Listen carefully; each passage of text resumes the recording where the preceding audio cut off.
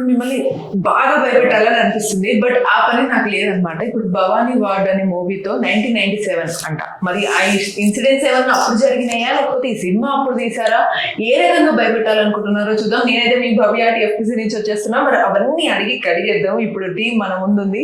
So Bhavani ward ఏంటండి, ఏదో real life incidents అని పెట్టారు. మొత్తానికి ఫస్ట్ పూజ గారు మిమ్మల్ని అడగాలి, ఈ మూవీలో మీ బోన్స్ అన్ని బాగానే ఉన్నాయి, ఏమన్నా ఇరిగిపోయినాయా? ట్రైలర్ టీజర్ చూసిన తర్వాత వచ్చింది డౌట్ నాకు.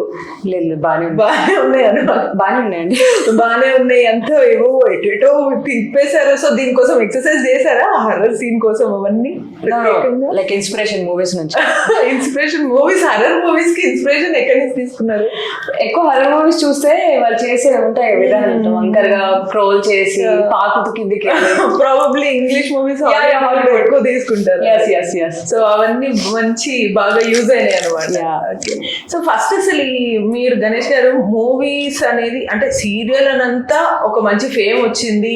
మోస్ట్లీ ఏమనుకుంటారు, సీరియల్లో ఫేమ్ వచ్చిన తర్వాత ఇందులోనే కంటిన్యూ అవుదాము, మనకి మంచి హైలైట్ క్యారెక్టర్స్ పడతాయి కదా అని అనుకుంటారు. బట్ మూవీస్ సైడ్ ఎందుకు టర్న్ అవ్వాలనిపించింది?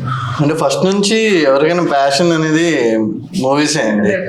సో సీరియల్స్ అనేది సెకండ్ ఆప్షన్. కాకపోతే ఫస్ట్ సీరియల్స్ ని ప్రయారిటీ ఇచ్చాను. ఇంకా దానిలో రికాగ్నైజ్ బాగా వచ్చింది, అన్ని వచ్చింది. కాకపోతే ఎప్పటి నుంచి నాకు డెబ్యూ చేయాలి, ఎవరికైనా ఉంటుంది కదా పైన 70mm స్క్రీన్ లో కనిపించాలి, బాగుండాలని. అసలు ఇంత రేంజ్ కి వెళ్తుంది అనుకోలేదు. లైక్ ఇప్పుడు థియేటర్లో ఎక్కడ విన్నా కానీ మా సినిమా పేరే వినిపిస్తుంది, భవానీ వార్డ్ 1997. అరే నువ్వా అంత పెద్ద స్క్రీన్ లో కనిపించేది, మా ఫ్రెండ్స్ కానీ ఎవరైనా కానీ చాలా హ్యాపీగా అనిపించింది. ఎక్కడైనా కానీ లైక్ మా పోస్టర్స్ హోర్డింగ్స్ కానీ చూసినప్పుడు కానీ సెలబ్రేషన్ ఆల్రెడీ స్టార్ట్ అయిపోయింది అనమాట. మనోడ్ చూసుకున్నాను అంటే హర్రర్ చేయడం చాలా కష్టం అండి. అలాంటి సినిమా థియేటర్స్ తీసుకొని రావడం అండ్ ఈ Feb 7th రావడం ఇంకా అదొక లక్ అని చెప్పుకోవచ్చు. జీడి నరసింహ గారు మీ దగ్గరికి వచ్చారా డైరెక్ట్ చేయాలనుకున్నప్పుడు? డైరెక్ట్ గా అట్లా ఎట్లా అప్రోచ్ అయ్యారు మీ దగ్గర? లైక్ వీఆర్ ఫ్రెండ్స్ అండి, గుడ్ ఫ్రెండ్స్ అనమాట. ఏదున్నా కానీ ఆయన స్టోరీస్ చెప్తుంటారు, నాకు వింటుంటాం.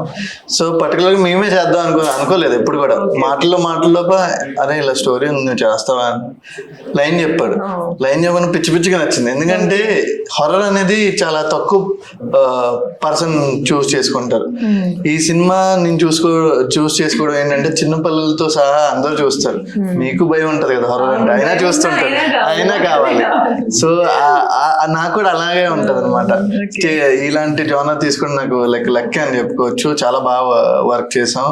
ఇప్పుడు Feb 7th మీరు చూసినప్పుడు అర్థమైంది బాగా కష్టపడ్డారు అనుకుని. అవునవును, కష్టపడ్డాం. డైలాగ్ అనగానే నాకు పూజ గారు గుర్తొచ్చారు. ఎందుకో రీల్ చూసినప్పుడు కష్టపడ్డాం బాగా కష్టపడ్డాం కాబట్టి మీరు చూడండి. సో ఇందులో మీరు ఎంతో కష్టపడ్డారు కాబట్టి అందరు చూడాలి అన్నారు. ఓకే సార్, రాజేంద్ర సార్, మీరు ఇప్పటివరకు ఎన్నో సీరియల్స్ చేస్తుంటారు, ఆల్రెడీ మంచి ఫేమ్ వచ్చి స్టిల్ ఎన్ని చేసినా సరే ఇందులో మీ క్యారెక్టర్ ఎంత ఇంపాక్ట్ చూపిస్తుంది సార్? ఆ క్యారెక్టర్ వల్ల మీకు బాగా ఓకే ఇంత సాటిస్ఫాక్షన్ వచ్చిందిరా ఈ మూవీ, హర్రర్ మూవీలో అనే ఫీలింగ్ ఏమన్నా అనిపించింది? అంటే నేను ఆల్మోస్ట్ ఆల్ ఒక 100 మూవీస్ చేసుకుంటాను. 25 years నుంచి ఇండస్ట్రీలో ఉన్నా. అనేక రకాల క్యారెక్టర్స్ చేశా. ప్రతి క్యారెక్టర్లోనూ ఏదో ఒక చిన్న కిక్ ఉంటుంది. ఆ కిక్ అనేది నేను ఇక్కడ అఫ్కోర్స్ ఇటువంటి మూవీస్ నేను చాలా చేశాను. ఫస్ట్ అడిగినప్పుడు ఏదో క్యాజువల్గా ఏదో జనరల్గా అందరూ అడుగుతుంటారు, ఓకేలే ఏదో చేస్తారులే, కొత్త వాళ్ళు ఏం చేస్తారులే అన్న ఫీల్తోనే ఉన్నా నేను. బట్ లొకేషన్లో మాత్రం డైరెక్టర్ జీడి నరసింహ అద్భుతంగా చాలా కూల్గా. మాకు సీనియర్ ఆర్టిస్ట్కి జనరల్గా తెలిసిపోతూ ఉంటుంది. యాక్ట్ చేస్తున్నప్పుడు కొత్త ప్రాజెక్ట్ వచ్చింది, కొత్త డైరెక్టర్ ఉన్నప్పుడు అతను డైరెక్ట్ చేసే విధానాన్ని చూసి మాకు తెలిసిపోతుంది. విషయం ఉందా లేదా ఆటోమేటిక్గా తెలిసిపోతుంది. బాగా చేశాడు, కూల్గా చేశాడు, బాగా చేశాడు. అదొక మంచి ఇంపార్టెంట్ క్యారెక్టర్. స్క్రీన్ మీద చూడండి. కొంతమంది అండి క్యారెక్టర్లోకి అంటే చాలామంది ఆర్టిస్టులు చూసాను నేను. కొంతమంది ఏదో యాక్ట్ చేస్తారు, ఒక డైలాగ్ ఇచ్చారనుకోండి చెప్పేస్తారు, అయిపోయింది, వాడి డ్యూటీ అయిపోయింది అనుకుంటారు. కొంతమంది క్యారెక్టర్లోకి వెళ్ళిపోతారు. ఆ పిల్ల వెళ్ళిపోయింది, నేను అబ్జర్వ్ చేశా. పూజ కదమ్మా, అంత స్లిమ్ గా ఉంది కదా. జనరల్ గా ఆ స్లిమ్ పర్సనాలిటీ ఇలాంటి పర్సనాలిటీ చాలు గట్టిగా పట్టుకుని తొక్కేయాలంటే. ఒక దెయ్యం సీన్ లో ఒక మంచం నుంచి పడి ఎవరినో ఒక చంపబోతుంటది, మేమంతా వచ్చి కంట్రోల్ చేస్తాం. ఒక 4-5 మంది ఆ అమ్మాయిని కంట్రోల్ చేయలేకపోయాం, అంత స్లిమ్ పర్సనాలిటీ. జనరల్ గా దెయ్యము ఓ ముసలివాళ్ళ మీద, చిన్నవాళ్ళ మీద, పిల్లల మీద, ఎవరి మీద, అవిటి వాళ్ళ మీద ఆవహించినప్పుడు అంటే వాళ్ళ ఉన్న శక్తి కంటే 2-3-4 టైమ్స్ ఎక్కువ ఉంటుంది ఆ శక్తి. ఆ పిల్ల నిజంగానే దెయ్యం ఆ అమ్మాయిలో ఆవహించిందేమో అన్నట్టు ఆ క్యారెక్టర్ ఇంజెక్ట్ చేసుకున్నాము. క్యారెక్టర్లోకి వెళ్ళిపోయింది కాబట్టి మేము అంతమంది కంట్రోల్ చేయలేకపోయాము. నిజంగా ఆ అమ్మాయి క్యారెక్టర్లోకి వెళ్ళిపోతే ఏదో క్యాజువల్గా వచ్చి పట్టం తీసుకెళ్ళి కూర్చోబెట్టి పడుకోబెట్టడం జరిగేది. బట్ నా వల్లే కాలేదు, నా వల్ల కాదు, నాలంటూ ఒక 3-4 వల్ల కాలేదు, కంట్రోల్ కాలేదు. అంటే క్యారెక్టర్లోకి వెళ్ళిపోయింది అమ్మాయి, చాలా బాగా చేసింది. నేను అప్పుడే అనుకున్నా, ఆ షాట్ అప్పుడే అనుకున్నా, ఈ అమ్మాయి ఎక్కడికో వెళ్ళిపోద్ది. ఎక్స్పీరియన్స్ ఉన్న చాలా ఎక్స్పీరియన్స్ సార్ నుంచి మీకు ఒక మంచి ప్రశంస వచ్చింది. స్టార్టింగ్ మీ గురించి చెప్పారు, అంటే ఏం తినొచ్చారా బాగా గట్టిగా అందరినీ నెట్టడానికి? తింటే రాదు, తింటే మొత్తం వస్తుంది, బలం రాదు. అదే నేను చాలా మంది పేర్లు కాదు కానీ ఇప్పుడున్న పెద్ద పెద్ద ఏ గ్రేడ్ స్టార్లు అందరితోనూ నేను చేశాను హీరోలతో. కొన్ని సీన్స్ లో చేస్తున్నప్పుడు తెలిసిపోతుంది ఎవరి పర్ఫార్మెన్స్, ఎవరి క్యారెక్టర్లోకి వెళ్ళారు, ఎవరి క్యారెక్టర్లోకి వెళ్ళలేదు అనేది జనరల్ గా అనుభవం. మేమేమో గొప్పని కాదు, అనుభవం మీద తెలిసిపోతుంది. ఆ అమ్మాయి చాలా అద్భుతంగా చేసింది, మంచి ఆర్టిస్ట్, నో డౌట్. ఇప్పుడు అన్నంతా పిసుకంసం లేదు, ఒక మెతుకు పిసికి చూడొచ్చు. ఇప్పుడు మాకు కొంతమంది సీనియర్ ఆర్టిస్టులకి కొత్త వాళ్ళు ఎవరు వచ్చారనుకోండి, ఫస్ట్ టేక్ ఆఫ్ ఆ చెప్పే 1-2 డైలాగ్లోనే వీళ్ళు ఆర్టిస్టా కాదా అని మేము గెస్ట్ చేసేయగలం, తెలిసిపోతుంది. ఆ పిల్ల ఫస్ట్ షాట్ లోనే అనిపించింది మంచి పర్ఫార్మర్, మంచి ఆర్టిస్ట్. మొత్తానికి మీకు ట్యాగ్ లైన్ ఇద్దామండి, కరెంట్ తీయకుండా అలాగే సన్నగా. ఇక వీడి గురించి చెప్పాలంటే అందరు ఆడియన్స్ ఏంటి వీడు హీరో గురించి, హీరోని ఆడు అంటున్నాడు అని. గణేష్ గారు సారీ అండి ఆడియన్స్ కి, మీ ఫ్యాన్స్ అందరు మరి డబుల్ యాక్షన్. గణేష్ రెడ్డి గారి గురించి చెప్పాలి అంటే వద్దులేండి మాయ గారు. ఫ్యాన్స్ అసోసియేషన్ మెంబర్స్ ఎవరైనా చేస్తారండి, ఎందుకంటే గణేష్ గారు అంటే పోలా కాదు, వీడిని అండర్లైన్ చేస్తున్నారు. వీడిని గణేష్ గారు అంటే పోలా, ఎరా ప్లేస్ లో మీరు అంటే పోలా కదరా. బాగుంది, మీరు ఆల్రెడీ తను సీరియల్ చేశారు. మేము ఒక సీరియల్ చేసాము. చేసిన తర్వాత యాక్చువల్గా చెప్పాలి ఏంటంటే వదినమ్మ సీరియల్లో నాది చాలా యాంటీ క్యారెక్టర్, చాలా రఫ్ క్యారెక్టర్. వీడిది ఒక పాజిటివ్, అన్నదమ్ముల్లో లాస్ట్ తమ్ముడు. జనరల్గా ఏంటంటే ద్వేషంలోంచి, కోపంలోంచి పుట్టిన ప్రేమ చాలా బలంగా ఉంటుంది. నేను చాలాసార్లు అబ్జర్వ్ చేశాను, నెంబర్ ఆఫ్ టైమ్స్ అబ్జర్వ్ చేశాను. నాకు ఫస్ట్ వీడిని చూస్తే అసహ్యం వేసేది, ఎలర్జీ పుట్టేది. చెత్త నా కూడా, సారీ అందరి ముందు అనకూడదు, అలా చాలా ఎలర్జిక్ గా ఫీల్ అయ్యేవాడిని వీడిని చూస్తే. రాను మరి ఎలా అయిందో, వాడు ఏమైనా నాకు మందు పెట్టాడో ఏం చచ్చాడో తెలియదు. రాను వాడి మీద నాకు ఎక్కడ లేని ప్రేమ, అభిమానాలు పుట్టింది. నాకు ఆ లొకేషన్, అందరి లోకాలు, నేను లొకేషన్కి వెళ్ళగానే ఎక్కడున్నాడు గణేష్ గారు అని ఎత్తుక్కుంటేవాడు నేను. అంటే ఆ స్థాయి తీసుకొచ్చాడు అండి మందు పెట్టి. ఏం చేశారు, అంత మాయ ఏం చేశారు? అయితే అలా దేశం నుంచి వీడంటే నాకు ఫ్రాంక్గా చెప్తా, కొంతమంది అంటే మంచి బాండింగ్ ఫ్రెండ్స్. నాకు నిజంగా నాకు మేనర్ లాగానే అనిపిస్తుంది, నా చెల్లి కొడుకు లాగానే. నిజంగా మేనల్లుడు ఏమో మీరు రిలేటివ్స్ అప్పటి నుంచి వీడు నన్ను మామయ్య అంటాడు, నేను యారా అంటే మామయ్య మాయ గారు అంటాను, వైజాగ్ లో మాయ గారు అని పిలిస్తే మాయ గారు అంటాడు. బాగా క్లోజ్ అనమాట, బాగా. ఇక ఆర్టిస్ట్ పరంగా చూస్తే వెరీ గుడ్ ఆర్టిస్ట్, దాంట్లో డౌట్ లేదు. మంచి ఆర్టిస్టు, బాగా ఇన్వాల్వ్ అవుతాడు, అందగాడు. నీకన్నా నాదేమోరా నీకు ఒక 20 ఏళ్ళు నువ్వు ముందర పుట్టాల్సింది, ఒక 20 ఏళ్ళ తర్వాతనే నేను పుట్టాల్సింది. అప్పుడు నీ పోటీ ఇప్పుడు పోటీ కాదులేదు. మంచి ఫ్యూచర్ ఉంది వీడికి, మంచి ఒక బిహేవియర్ కానీ ఏదైనా కానీ డెఫినెట్గా వీడికి ఉన్న లక్షణాలు ప్రాంగా చెప్పాలి అంటే బుల్లితెర కంట వెండితెరకు suitable personality, suitable face, performer. డెఫినెట్గా నాకైతే ఒక నమ్మకం ఉంది, ఆ పిల్ల మంచి హీరోయిన్ అవుతుంది, వీడు ఒక మంచి హీరో అవుతారు, మంచి పొజిషన్లో ఉంటారని నేను గాఢంగా నమ్ముతున్నాను. దాంట్లో డౌట్ లేదు. ఆల్ ది బెస్ట్ రా, ఆల్ ది బెస్ట్ అమ్మా. Thank you. సో గణేష్ గారు, ఇప్పుడు ఈ మూవీలో స్క్రీన్ ప్లే అనేది మనం ఇందాక అనుకున్నాం చాలా కష్టం అని చెప్పేసి. సో అది ఎంత కష్టం, ఒక హర్రర్ మూవీని మళ్ళీ కన్ఫ్యూజన్ కూడా ఉంటుంది. పర్టికులర్ గా ఏ మూమెంట్ లో తను ఎలా యాక్ట్ చేసింది, దానికి ఖచ్చితంగా నేను ఈ టైంలో ఎలా రియాక్షన్ ఇచ్చుంటాను, మళ్ళీ అదే భయం నేను చూపించాల్సిందో లేదా ఏదో కన్ఫ్యూజన్ చూపించాలి. సో అదంతా మీకు ఎలా వచ్చింది అనిపించింది? మీరు బాగా స్ట్రగుల్, కష్టం అనిపించిన సిచ్యువేషన్, మూమెంట్ ఏదైనా? సిచ్యువేషన్ అంటే యాక్చువల్లీ నాకేంటంటే నైట్ షూట్ చేయాలి, మళ్ళీ మార్నింగ్ సీరియల్ షూట్ చేయాలి. మూవీ నైట్ షూట్, మళ్ళీ మార్నింగ్ సీరియల్ షూట్ చేయాలి. సో అది పెద్ద కష్టం. అంటే నిద్ర ఉండదు బేసిక్ గా. సో సీన్స్ ఏంటంటే కొన్ని సీన్స్ పైనుంచి రాడ్లు పడుతుంటాయి, తన కాలు ఇలా సడన్ గా వస్తాయి, అది చూసి సడన్ గా భయపడాలి, వెనక్కి వెళ్ళాలి. ఇటుందని అనుకుంటే దయ్యం మళ్ళీ ఇటు వస్తుంది, ఇటుందంటే ఇంకా ఇటు వస్తుంది. సో రౌండ్ తిరిగి కింద పడిపోతా. కింద పడిపోయిన తర్వాత మొత్తం బ్లడ్ నోట్లను పెట్టుకోవాలి, కక్కుతూనే ఉండాలి, కొడుతూనే ఉంటది, తను కొడుతూనే ఉంటది. అప్పుడు ఒక ఫోన్ కాల్ వస్తుంది, ఫోన్ అక్కడ ఉంటది, ఫోన్ అక్కడ ఉంటే ఇలా అంటే దెయ్యం అక్కడే ఉంది, తను చూస్తే నన్ను చంపేస్తుంది, కానీ తను తెలియకుండా వెళ్ళాలి. సో మెల్లగా ఆ రాడ్లన్నీ పక్కకి తీసి స్లోగా, అది వన్ ఆఫ్ ద మా ఫేవరెట్ సీన్ అనమాట. దానికి ఏంటంటే చాలా కష్టం అనిపించింది. అంటే యాజ్ యాక్టర్ గా మెల్లగా తీసి సైలెంట్ గా వెళ్ళాలి, లేదా తెలిసింది అనుకో దెయ్యంకి ఇంకా దెయ్యం వచ్చేస్తాను. ఆ ఫీల్, ఆ ఫోన్ అసలు ఫోన్ మోగుతుంది ఎలాగా, అక్కడ ఎందుకు మోగింది, అసలు ఫోన్ ఏం సంబంధం ఇక్కడ, అసలు పాత ఫోన్ అది. అదే కన్ఫ్యూజన్ వెళ్తాం. సో పాక్కుంటే వెళ్ళాలి, తీయాలి, ఇవన్నీ చెయ్యాలి. ఆ ఫోన్ ఎత్తడం కానీ, ఆ సీన్ చూసిన తర్వాత సినిమాలు అరే భలే ఇంత బాగా ఎలా చేసేవారు అనిపించింది. అంటే నాకు కూడా ఆ సీన్ చూసిన తర్వాత నేనేంట్రా అంత బాగా చేస్తారు, అరే పిచ్చోడు దయ్యం చేపిస్తుంది చేస్తారు.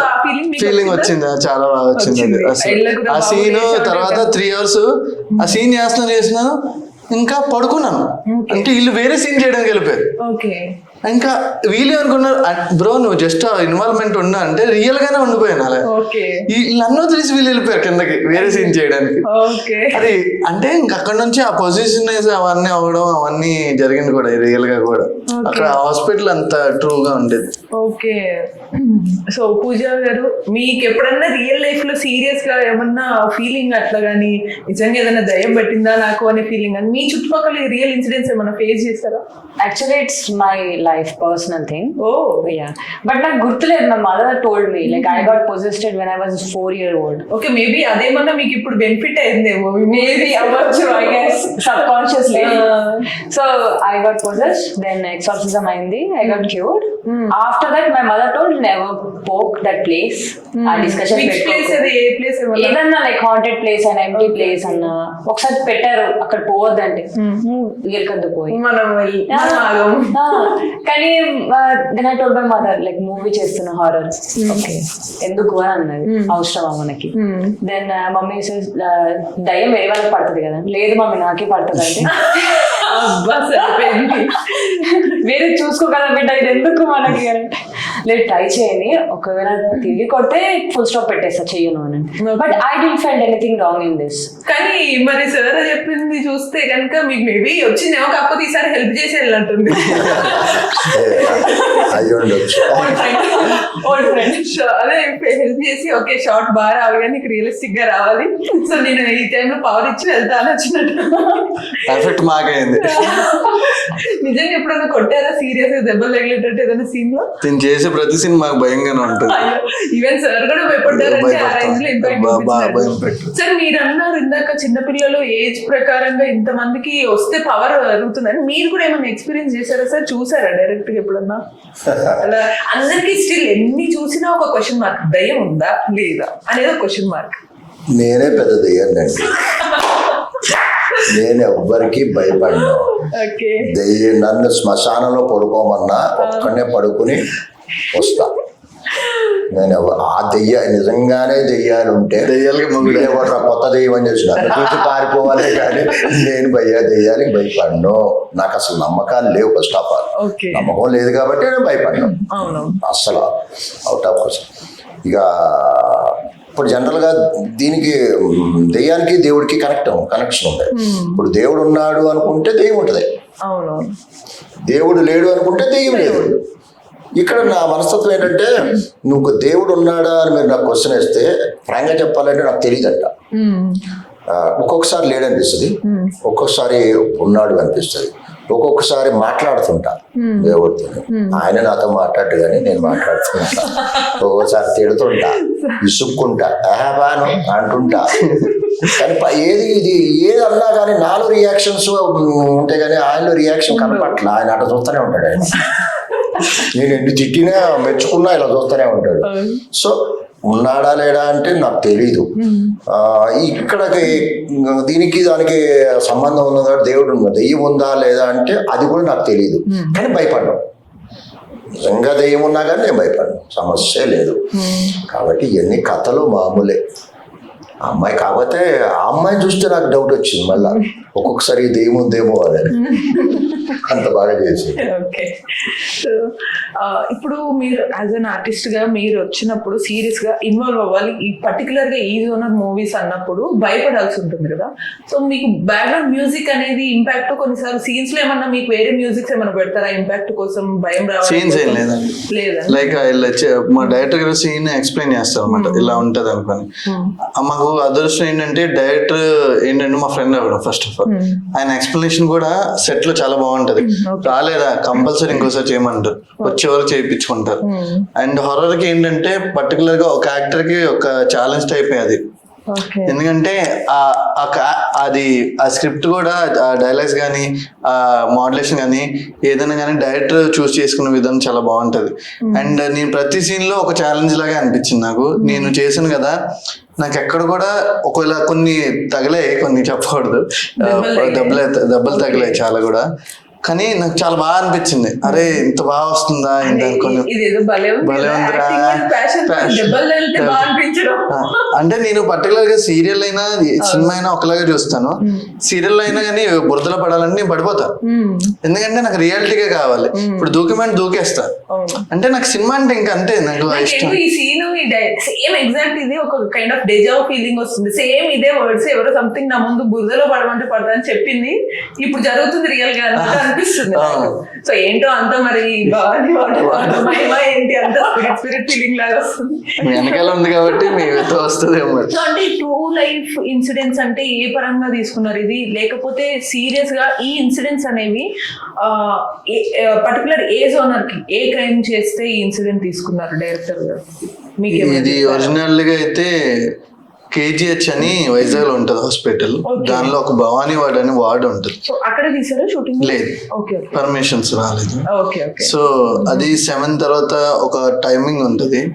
సో 50-50 ఛాన్సెస్ ఉంటది ఎవరు వెళ్ళిన పేషెంట్. ఇప్పటికి కూడా ఇప్పటికి ఉంటది. KGH అని వైజాగ్ లో KGH హాస్పిటల్ అంటే కింగ్ జార్జ్ హాస్పిటల్ అది. అంటే 50-50 ఛాన్సెస్, అంటే నేను బ్లేమ్ చేయట్లేదు. ఇంకో విషయం చెప్పినా, నేను పుట్టింది అక్కడే, ఆ హాస్పిటల్, అందుకే భయపడ్డాము. ఎన్ని మిరాకిల్స్ ఉన్నాయి ఈ మూవీలో. ఒకటి మీకేమో చిన్నప్పుడు అది రావడం, ఇక్కడ పవర్ రావడం, సార్ ఏమో అక్కడే పుట్టడం. సో కరెక్ట్ క్యాస్ట్ సో అనుకోకుండా. సో కంటిన్యూ చేయండి. సో అట్లా రియల్ గా ఉన్నాను, రియల్ గా ఉంది. కానీ నేను అంటే హాస్పిటల్కి వెళ్తాను కదా, అది లైక్ గవర్నమెంట్ హాస్పిటల్, నేను బ్లేమింగ్ అని చెప్పట్లేదు. ఆ వార్డుకి వెళ్తే 50-50 ఛాన్సెస్ ఉంటాయి. దానిలో కొన్ని ఇన్సిడెంట్స్ బేస్ చేసుకొని చేసాం. ఆ డెవలప్ అంతా మళ్ళీ డైరెక్టర్ చేశారు. అంటే 50-50 ఛాన్సెస్ అంటే ఒకవేళ పేషెంట్ గా వెళ్తే హెల్త్ క్యూర్ అవ్వకుండా ఏమైనా చనిపోవడమా, లేకపోతే ఇట్లాంటి ఏమన్నా స్పిరిట్ ఇష్యూస్? అంటే మన డైరెక్టర్ అక్కడ వైజాగ్ నుంచి, ఈజ్ ఫ్రమ్ వైజాగ్ ఓన్లీ. అతనికి కొన్ని ఇన్సిడెంట్ చెప్పారు, కొన్ని జరిగాయి, అవన్నీ తీసుకొని దీనిలో యాడప్ చేసుకొని దీన్ని డెవలప్ చేశారు అనమాట. ఓకే. సో ఇప్పుడు నేను ఇప్పుడు భావని వాడికి వెళ్ళాలంటే ఎవరు కేజీహెచ్ హాస్పిటల్కి వెళ్ళరు, సో అందరూ వెళ్ళండి, కానీ 50-50 ఛాన్సెస్, ఎందుకంటే చెప్పలేము. అంటే నిపుణుల పర్యవేక్షణలో మాత్రమే వెళ్ళవలను. మీ కాదు, చాయిస్ అండి వెళ్ళాలనుకున్న వాళ్ళు. నాకు తెలిసి హాస్పిటల్ వాళ్ళు మేమే కేసు వేస్తాం. ఎందుకంటే రాకుండా మా హాస్పిటల్ బ్యాడ్ చేస్తున్నారు, 7 తర్వాత వెళ్ళొద్దు అంతే. 7th భయపెడుతున్నారు. 7th ఫిబ్రవరికి అసలు వెళ్ళొద్దు. 7th ఫిబ్రవరికి మన భవానీ వార్డ్ కి థియేటర్స్ కి థియేటర్స్ రండి. మీకు ఎటువంటి ఇష్యూస్ ఉండు. వీక్ బాడీ అయితే వెళ్ళొద్దు. నిజంగానే కాదు కానీ నాకంటే అప్పటి నుంచి నార్మల్ తగ్గుంది, కానీ ఇక్కడికి వచ్చాక గొంతు పోతుంది, అన్ని పోతాయి. మీరేదో చేశారు మొత్తానికి. సినిమాలో కూడా ఏం చేస్తారో చూడాలి. సో మూవీ బ్యాక్గ్రౌండ్ బీజిఎం అంతా మీరు చూసారు కదా, అది కూడా ఎలా వచ్చింది? సో హర్రర్ మూవీస్ కానీ బీజిఎం కి బాగా క్రేజ్ ఉంది మూవీస్ లో. సో ఈ హర్రర్ జోనర్ లో అంటే ఒక ట్రూ ఈవెంట్స్ ని హర్రర్ గానే చూపించాలని మీకు కూడా ఎందుకు అనిపించింది? ఐ మీన్ డైరెక్టర్ గా లేదు కాబట్టి ఆన్ బిహాఫ్ ఆఫ్ ఇది మనం తీసుకుంటే ఇప్పుడు ఏ సినిమాకైనా మ్యూజిక్ అండి ప్లస్ పాయింట్, బ్యాక్ బోన్ ఉండొచ్చు. సో ఇది కూడా మాకు ఏంటంటే జస్టిన్ గారు ఉంటారు వైజాగ్ లో, ఆయన కూడా వైజాగ్. ఓకే. సో మాకు ఒక బ్యాక్ బోన్ లాగానే ఆయన ఇప్పుడు మీరు ట్రైలర్ చూసారు, ట్రైలర్ లో ఎక్కడ కూడా ఇంత కూడా మిస్ అవ్వలేదు. సౌండ్ ఎఫెక్ట్స్ కానీ ఏది మిక్సింగ్ కానీ, మేము మిక్సింగ్ కూడా ఎలా చేపించామంటే ప్రాపర్ గా మంచి థియేటర్కి వెళ్తే మీ చైర్స్ కూడా వైబ్ అవుతుంది, మీరు ఎలా ఉన్న వాళ్ళు ఇలా వస్తారు. సో అంత అసలు ఫస్ట్ ఆఫ్ ఆల్ మీకు బోన్స్ ఉన్నాయా లేదా ఫస్ట్ ఎలాగైనా అడుగుదాం అనుకున్నా.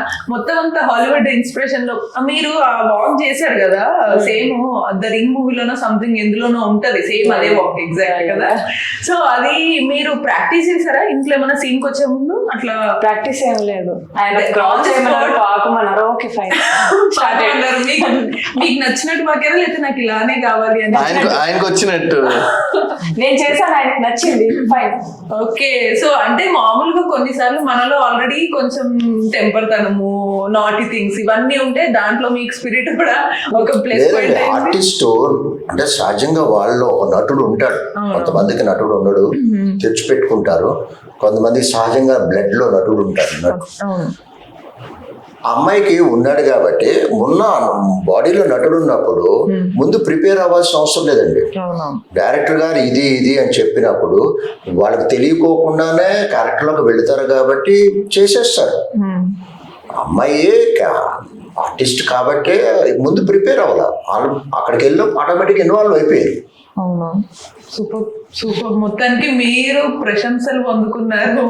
సో సక్సెస్ అకాడమీకి వచ్చేసి అదేదో భవానీ అవార్డు ఉన్నారు, ట్యాగ్ లైన్ వైజాగ్ అని పెట్టాల్సింది కదా. అవును, మీరు కూడా వైజాగ్ నుంచి కాదు కదా? కాదు, మీరు ఒక్కరే వైజాగ్ నుంచి కాదేమో, మిగతా అంతా అక్కడి నుంచి వచ్చారు. సో మొత్తానికి భవానీ అవార్డ్ 1997 అయితే if you don't know Pooja you will get to know Pooja after this. అది తన ఇన్స్టాలో చూడండి, ఇప్పుడు నేను ఎందుకు డైలాగ్ చెప్పానో మీకు కూడా అర్థం అవుతుంది. అండ్ తన ఇన్స్టా చూస్తే మీకు ఇంకో కొత్త ఆర్టిస్ట్ కూడా బయటపడతారు. తను మంచి ఆర్టిస్ట్ అనమాట. సో తన పెయింటింగ్స్ కానీ ఇవన్నీ చూస్తే అదిరిపోతాయి. చూసాను. సో ఇంత మల్టీ టాలెంటెడ్ పర్సన్, సార్ నుంచి ప్రశంసలు తీసుకున్నారు. సక్సెస్ఫుల్ గా ఈ మూవీలో మీరే మేబీ బాగా హైలైట్ గా అందరినీ భయపెట్టి చంపేసినట్టున్నారు. మొత్తానికి చూద్దాం మనల్ని కూడా ఎలా చంపేస్తారు. థియేటర్స్ లో February 7th భవానీ అవార్డ్ చూసిన తర్వాత నిజంగా డౌట్ వచ్చి మీకు డేర్ ఉంటే మేము మాత్రం వెళ్ళమని చెప్పము, కేజీహెచ్ హాస్పిటల్లో ఉందంట ఈ సీన్, ఎందుకు అలా చేశారు, ఇవన్నీ కూడా మనకు చాలా ఎక్సైటింగ్ గా ఉన్నాయి. సో లేట్ చేయకుండా థియేటర్ లో చూద్దాం. నేనైతే పక్క థియేటర్కి వెళ్తాను. So until then keep watching TFPC and నేను మీ భవ్య సైనింగ్ ఆఫ్.